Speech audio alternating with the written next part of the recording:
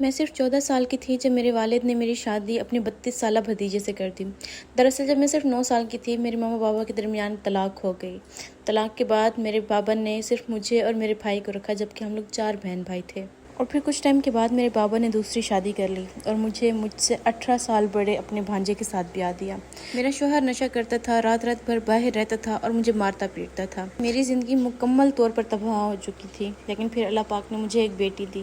میری بیٹی بیمار رہتی تھی، لیکن میرے شوہر کو اس بات سے بھی ذرا فرق نہ پڑتا۔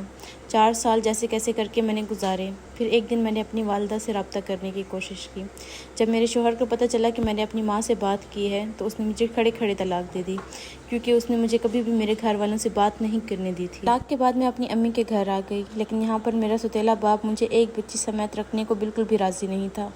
پھر اس کے بعد میں نے نوکری کرنا شروع کر دی۔ میری بہن میری بیٹی کا خیال رکھتی اور میں نوکری کرتی۔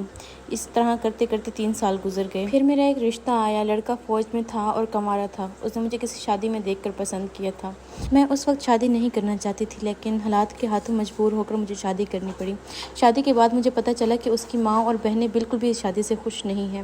ان کا بیٹا اکلوتا تھا اور کنوارا تھا، جبکہ میں طلاق یافتہ اور ایک بچی کی ماں تھی۔ شروع کے 6 مہینے تو اچھے گزر گئے، لیکن پھر میری ساس اور نندوں نے مجھ سے لڑنا جھگڑنا شروع کر دیا۔